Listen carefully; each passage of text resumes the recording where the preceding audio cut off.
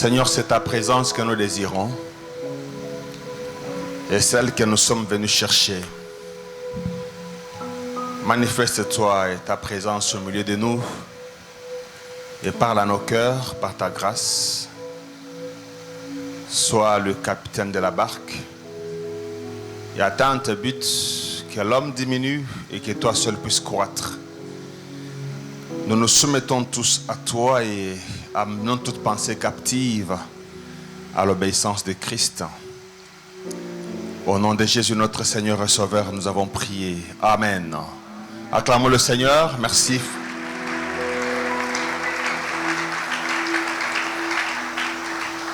Nous rendons grâce à Dieu pour les dons de la vie qu'il nous donne ce matin. Amen. Est-ce que tu es vivant ce matin? Est-ce que tu peux bouger ce matin? Est-ce que tu peux exprimer que tu vis? Exprimer à ta façon que tu vis ce matin. Alléluia. Dieu soit béni et à ce Dieu-là qui nous fait grâce d'être devant vous pour pouvoir le servir, nous sommes reconnaissants. Et nous sommes aussi reconnaissants vis-à-vis de notre pasteur qui nous confie cette charge ce matin et cette charge qui nous permet de toujours apprendre à servir. Et nous voulons lire la parole de Dieu ce matin, 3 textes, mais qui concernent une seule personne. Nous sommes dans 1 Samuel, chapitre 10. Nous lirons d'abord du 6e au 8e verset. Et nous lirons aussi dans le 13e chapitre et puis le 15e chapitre quelques portions. 1 Samuel chapitre 10, 6 à 8, la Bible dit ceci.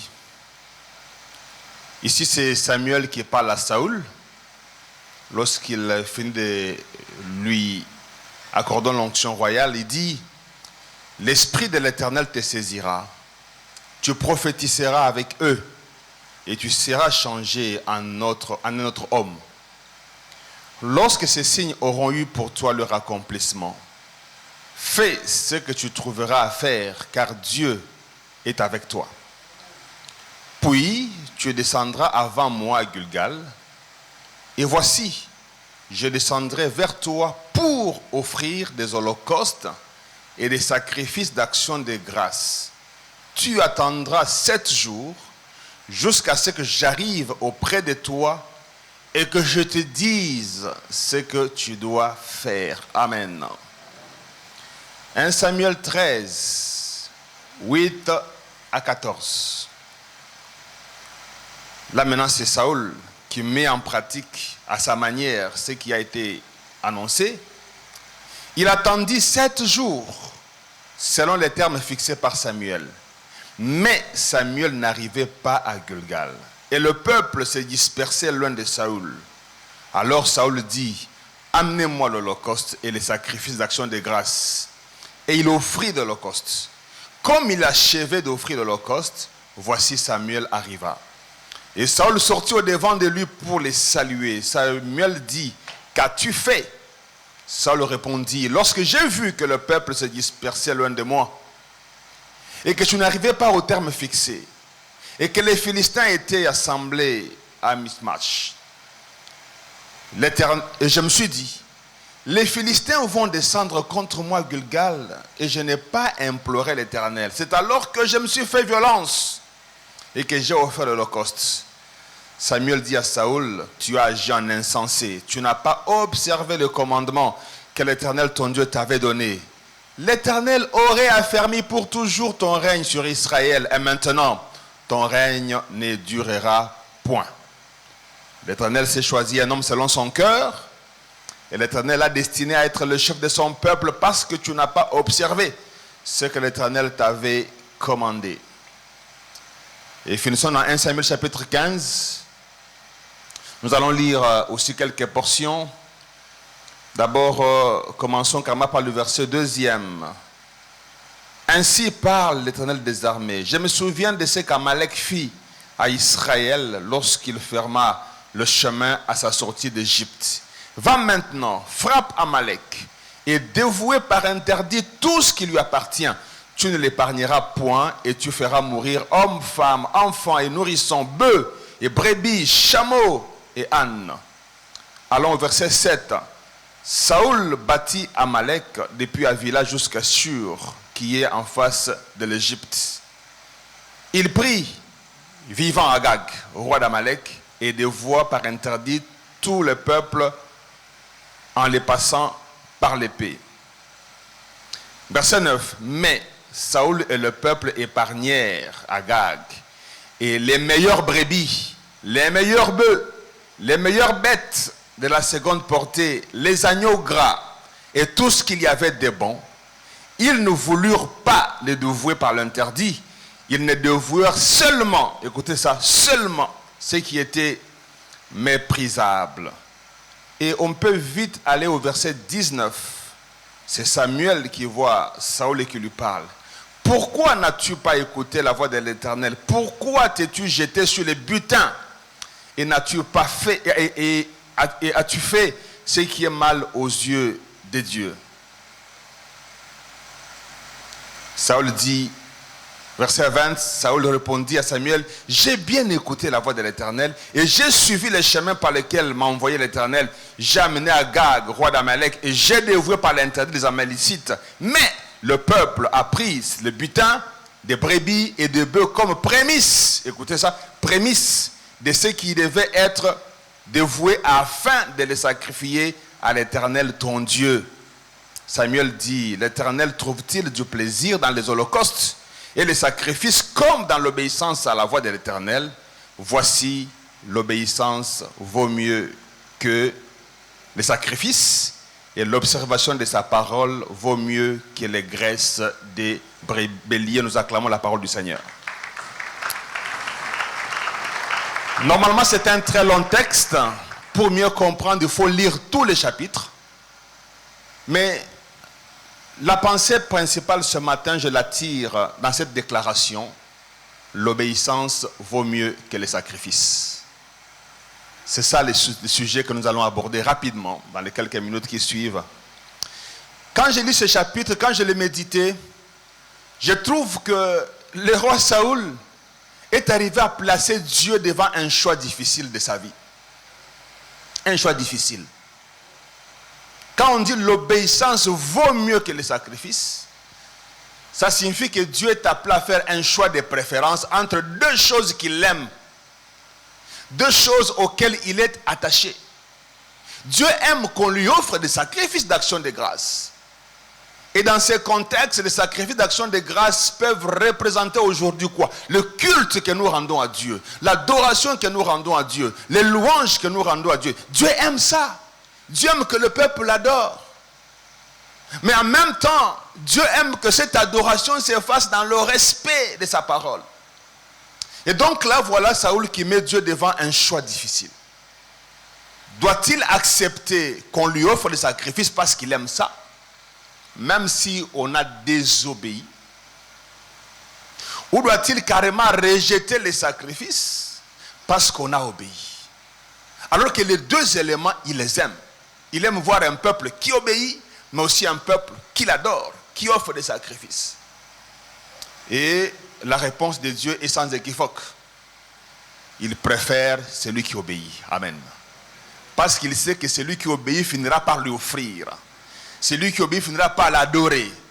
Plutôt que celui qui respecte Dieu, qui par l'adoration et les sacrifices, mais néglige les autres aspects de la marche chrétienne. Et ce matin, je me suis posé une question.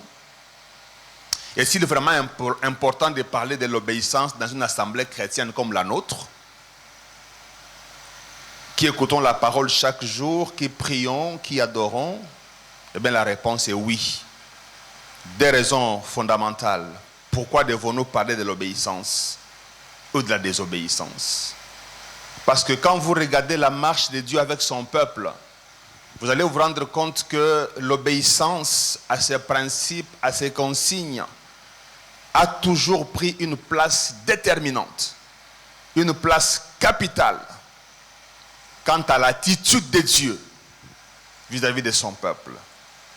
Vous allez vous rendre compte que chaque fois que Dieu a sanctionné son peuple, derrière, il y a une question de désobéissance ou de l'obéissance. Toutes les fois, lisez bien, Et j'ai observé certaines personnes, certains personnages comme Daniel.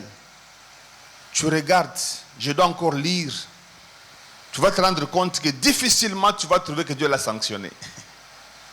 Alléluia. Et même pour le salut, dans Romains chapitre 5, 19, la Bible dit quoi? Par la désobéissance d'un seul homme, beaucoup ont été rendus pécheurs. Mais par l'obéissance aussi d'un seul homme, beaucoup ont été justifiés. De même le salut, comme la perdition, ça tourne autour de l'obéissance et de la désobéissance. C'est la première raison pour laquelle il est important qu'on nous rappelle, que nous puissions nous rappeler que Dieu tient beaucoup à un peuple qui s'efforce, qui travaille pour manifester, dégager de l'obéissance. La deuxième raison, c'est que plus on s'habitue aux choses de Dieu, quelquefois on commence à penser qu'on n'est pas concerné quand on prêche du péché, de la désobéissance. Non. Quant à cette matière, personne n'est à l'abri. Alléluia. La question de l'obéissance concerne tout le monde. Il peut arriver à tout le monde, quel que soit le temps que tu as passé dans le ministère, quel que soit le temps de ta conversion. Si tu ne veilles pas à toi, si tu ne prends pas des précautions, n'importe qui peut se retrouver désobéissant. Quelqu'un dit Amen. N'importe qui.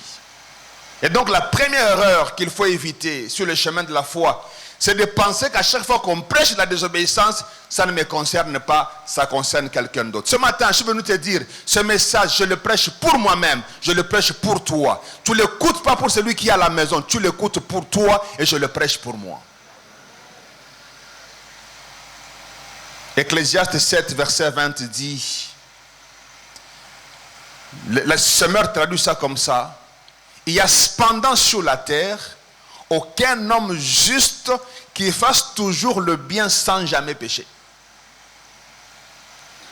Et parole de vie dit sur la terre, il n'y a pas une personne juste capable de faire le bien sans aucune faute. Qu'est-ce que ça veut dire? Ce n'est pas un encouragement à se contenter. Mais il faut que nous prenions conscience que dans chacun de nous, il y a des germes. Dans chacun de nous, il y a des dispositions au mal qui attendent que les occasions ou les moyens pour s'exprimer. Il faut prendre conscience. Et c'est comme ça que 1 Jean 1,10 dit que si nous prétendons ne pas être pécheurs, nous faisons de Dieu un menteur. Et sa parole n'est pas en nous. Vous savez, frères et sœurs, dans chacun de nous, il y a ce qu'on appelle les désirs charnels. C'est ça, les prédispositions au mal. Mais ça ne se manifeste pas de la même façon chez tout le monde. Non. Il y a des personnes, tu peux lui laisser 10 millions de dollars. Il ne va même pas détourner un rond. Mais face à la fornication, il ne résiste pas 20 minutes. Il faut que tu comprennes que moi, mon côté faible, c'est là. Comme ça, tu vas travailler et prendre des précautions pour anticiper et ne pas ouvrir des brèches. Alléluia. Il y a quelqu'un d'autre, il ne peut pas mentir. En fait, en tout cas, pour qu'un mensonge sorte de sa bouche, c'est difficile. Mais à Kabakate, égoïste. Il faut que chacun arrive, comme le pasteur a prêché, tu découvres tes forces et tes faiblesses. L'obéissance pour tenir doit commencer par un inventaire de ce dont on dispose comme force, mais aussi comme faiblesse. Et comme ça, te connaissant, je pourrais fermer la porte et ne pas laisser accès à un certain nombre de choses. Quelqu'un dit Amen. Frères et sœurs, souvent quand on prêche ce genre de messages, si l'orateur lance un appel, très souvent, nous qui sommes des ouvriers, nous qui sommes des serviteurs, nous qui sommes des prédicateurs, nous qui sommes des diacres et des anciens, très souvent, nous ne réagissons pas. Est-ce que c'est parce qu'on a réglé tout avec Dieu? ou parce qu'on pense qu'on est plus concerné. Non, tous nous sommes concernés. Tous nous sommes concernés. Si toi tu penses que tu es déjà arrivé et que tu n'as plus de péchés contre lesquels tu dois lutter, tu te trompes gravement et tu vas te retrouver un jour au fond du trou parce que c'est la prétention. Ce matin, regarde-toi bien dans le miroir de la parole de Dieu. Il y a des choses que tu dois régler. Il y a des choses dont tu dois te repentir.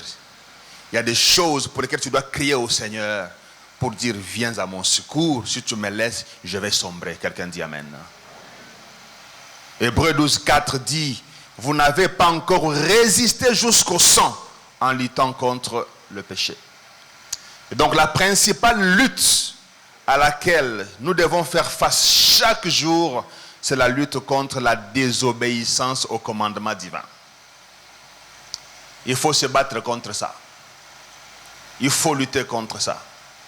Et lorsque je regarde la vie de Saul, et lorsque je lis les Écritures de plusieurs manières, j'ai compris en fait le piège vient parce que nous regardons le péché ou les désobéissances dans un seul angle. Alors que la désobéissance à la parole de Dieu se présente à nous de plusieurs manières. Et ce matin, j'ai relevé 4 façons dont la désobéissance se présente.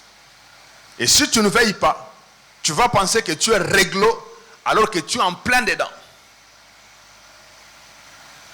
La première façon, c'est ce que j'ai appelé la désobéissance active. Ici, tu connais ce qui est interdit, mais tu le fais quand même. C'est ce que Saul a fait. On lui a dit, quand tu vas battre Amalek, tu n'amènes rien. Il faut tout dévouer par l'interdit. Tout, sauf rien. Et lui, il est parti. Il a frappé, mais il a récupéré quelque chose. Il savait ce qui était interdit, mais il l'a fait quand même. Alléluia. Tu sais que mentir, c'est pas bon, mais tu mens quand même. Tu sais que colporter n'est pas bon. Injurier n'est pas bon. L'immoralité, c'est pas bon. L'ivrognerie, c'est pas bon. Tu sais que tout ça n'est pas bon, mais tu le fais quand même. Tu te vois quand même en train de le faire. Ça, c'est la désobéissance active. Donc, tu vas à contre-courant de ce qui est interdit. J'ouvre la parenthèse pour nous dire, frères et sœurs, que quand Dieu interdit quelque chose, les grands bénéficiaires, c'est nous-mêmes. Ça ne change rien. Si tu désobéis devant Dieu, tu ne seras ni le premier ni le dernier. Il restera Dieu. Mais si nous nous accrochons à ce que Dieu nous interdit, nous nous rendrons compte à la fin que c'est pour notre bien. Et c'est nous qui en sommes bénéficiaires. Isaïe 48, 17, 19 dit « Ainsi parle ton Rédempteur, le Saint d'Israël. Moi, l'Éternel ton Dieu, je t'instruis pour ton bien. Je te conduis dans la voie que tu dois suivre. Oh, si tu étais attentif à mes commandements, ton bien-être serait comme un fleuve et ton bonheur comme les flots de la mer. Ta postérité serait comme le sable et les fruits de tes entrailles comme les grains de sable. Ton nom ne serait point effacé, anéanti devant moi. » Derrière tout ce que Dieu interdit se trouve un danger pour nous. Alléluia. Quand Dieu interdit l'ivrognerie, c'est pour notre bien. Moi, je suis né d'une famille où mon grand-père buvait chaque jour. Il était ivre chaque jour. Donc, lorsqu'il est fâché contre quelqu'un, il va juste un tout petit peu, il prend un peu de chichampa. Et quand il rentre, depuis le bout de l'avenue, vous l'entendez qu'il est en train de parler. Il va insulter tous les voisins de gauche, insulter les voisins de droite. Il peut parler jusque... Et je sais ce que ça fait. À la fin, tu perds la raison. Tu perds la lucidité. On te traite d'ivrogne. Et derrière, tu as des dépenses inutiles. Et derrière, tu as des actes irréfléchis. Tu peux commencer à te retrouver sur la route, pisser. Tu sais, quand quelqu'un est ivre, même sa démarche est en train de... Il avance, mais je ne sais pas comment ils font pour commencer à rigoler comme ça. Donc, quand Dieu l'interdit, au fait, quand tu ne bois pas, quand tu ne te saoules pas, tu es normal. C'est toi qui es bénéficiaire. Des dépenses inutiles, tu n'as pas. Au fait, c'est toi qui gagnes. N'est-ce pas vrai ça? N'est-ce pas merveilleux?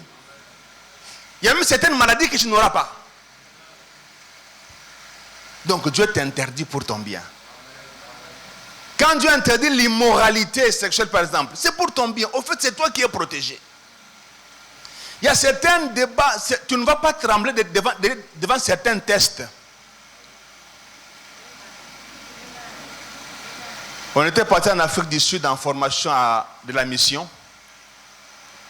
Et puis quand vous arrivez, après on vous met dans un monde ou un hôpital où 90% des travailleurs sont des séropositifs.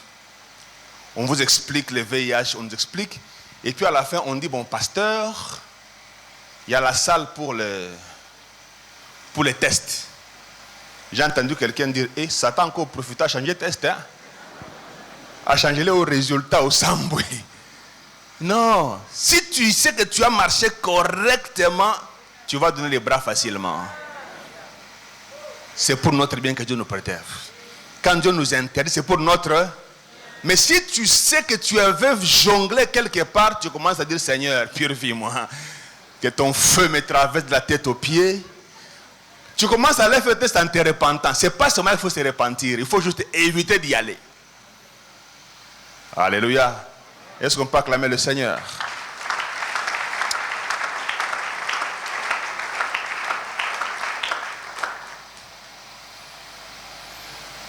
Comprends simplement que c'est pour notre bien. Ça ne profite qu'à nous. Déjà qu'avec Dieu, on sera en bon terme. Et puis vis-à-vis de nous-mêmes, on sera préservé de beaucoup de choses. Si tu ne colportes pas, si tu ne mens pas, si tu ne trafiques pas, même quand on t'envoie un audit, tu es peinard. Moi, je travaille dans un environnement depuis 13 ans. J'ai les audits 3-4 fois par an. Je n'ai rien à craindre. Rien. Je n'ai rien. Je ne participe à rien dans l'entreprise. Rien. Les impôts, on les déclare correctement. Documents. Rien. Donc, je ne suis pas un chef comptable qui tremble quand l'audit est là. On peut aller, je vais donner. Si j'ai commis des fautes, oui, ce sont des fautes. Mais la fraude, non. Je n'ai pas peur. Mais il y a des personnes, si on t'audite seulement, pasteur, priez pour moi, j'ai des combats au boulot. Quel combat, frère? Dis la vérité. Amen. Mais il y a une particularité, je comprends pourquoi Saoul a péché.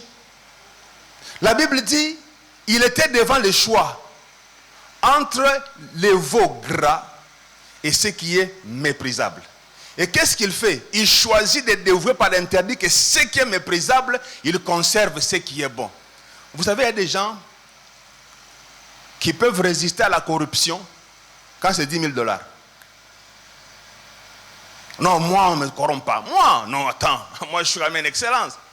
Bappé, ça vaut 10 millions, cash.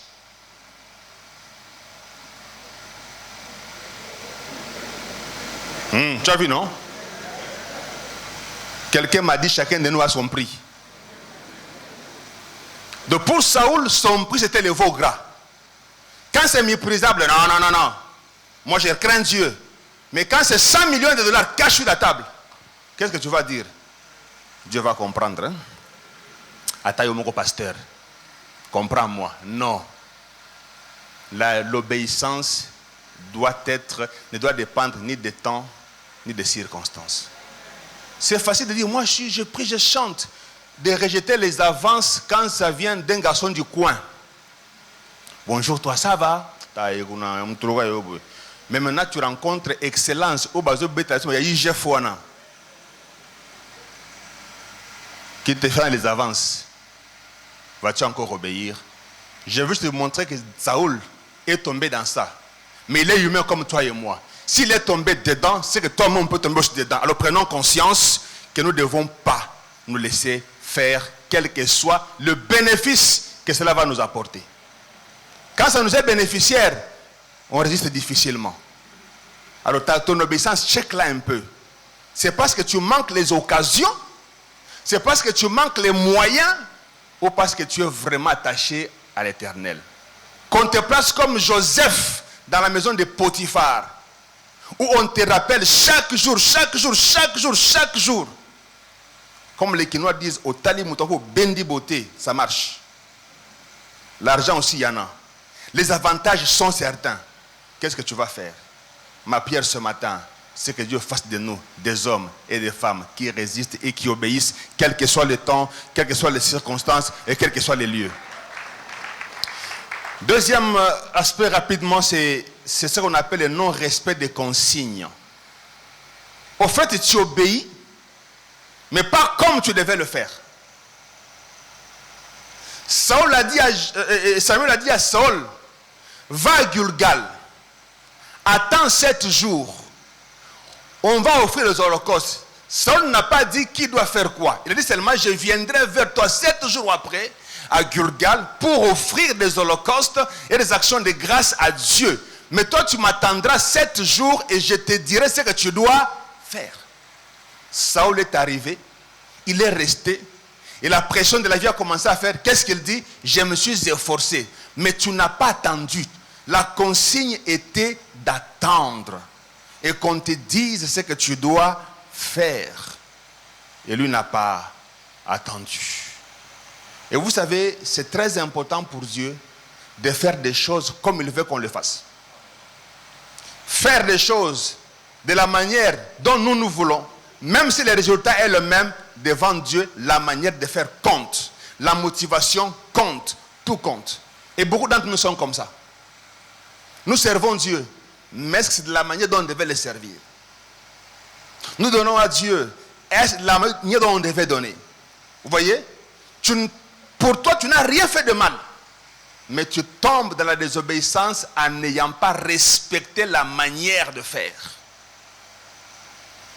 Et tu penses que tu es juste devant Dieu alors que tu es coupable. Et les consignes dépendent des niveaux. À un certain niveau de responsabilité, ce qui peut être normal pour tout le monde peut devenir péché pour toi. La Bible dit qu'il est anormal pour un homme d'avoir de longs cheveux. Mais pour Samson, il devait avoir de longs cheveux pour tenir. C'était une consigne propre. Et donc quand tu dois marcher avec Dieu, à un moment donné, tu dois sortir de la foule pour comprendre, au-delà de ce qui est écrit dans la Bible là, qui concerne tout le monde, quelles sont les consignes particulières qui m'intéressent moi. Et tu peux faire quelque chose qui est normal pour tout le monde, mais pour toi ça devient un péché, tu deviens coupable devant Dieu, parce que c'est une consigne spécifique pour toi. Quelqu'un dit Amen. La troisième façon de désobéir à Dieu, c'est la désobéissance passive.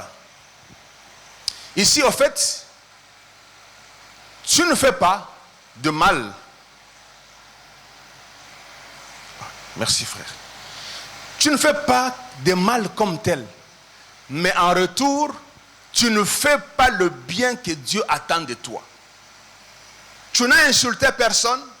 Tu n'as pas fait de l'immoralité. Tu n'as rien fait comme péché actif. Mais le fait de ne pas faire ce que Dieu attend de toi, tu tombes dans la désobéissance. C'est ça que Jacques 4,17 dit, c'est lui qui sait faire ce qui est bien et qui ne le fait pas commet un péché. D'autres versions disent, c'est lui qui est à mesure de faire ce qui est bien. C'est lui qui a le pouvoir de faire ce qui est bien. C'est lui qui est au courant de ce qu'on doit faire et qui est bien. Et tu ne le fais pas, tu pèches. Même les juristes disent non-assistance d'une personne. Tu passes ton chemin, on est en train de tuer quelqu'un. Tu n'interviens pas, on t'arrête.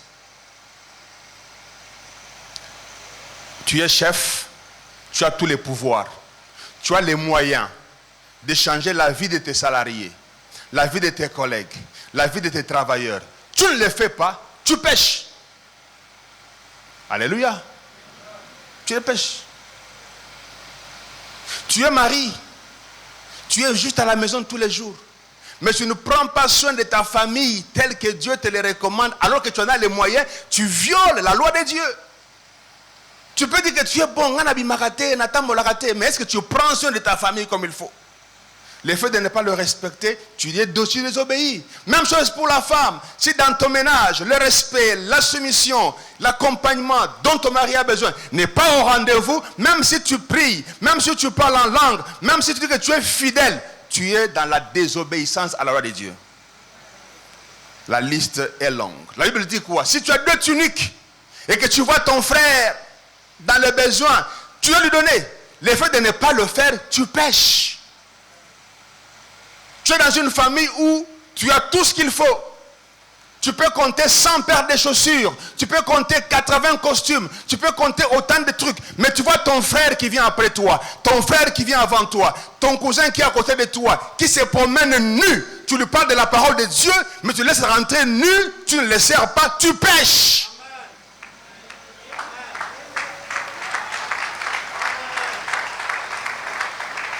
Que dire de la mission aujourd'hui de l'évangélisation? Que dire? Les pasteurs parlent de la caisse des missions. Combien soutenons-nous les missionnaires? Qui a déjà pensé qu'il y a quelqu'un qui est ici en train de servir?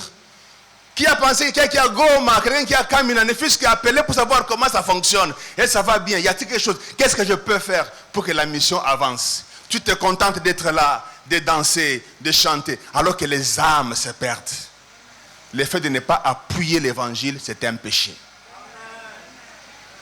La liste est longue. Mais dans ces choses-là, chacun de nous peut se laisser interpeller par l'esprit. Et je termine par cet autre point. Le non-respect aux lois du pays, c'est un péché aussi.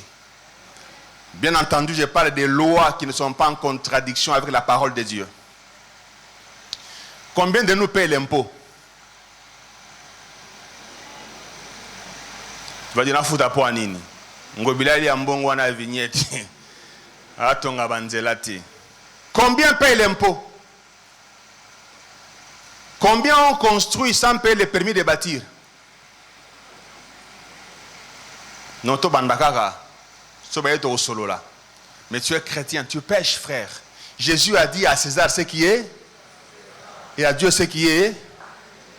Beaucoup de chrétiens, nous sommes dans le péché pour ne pas payer les impôts. Tu es propriétaire, ton impôt foncier, tu l'as payé.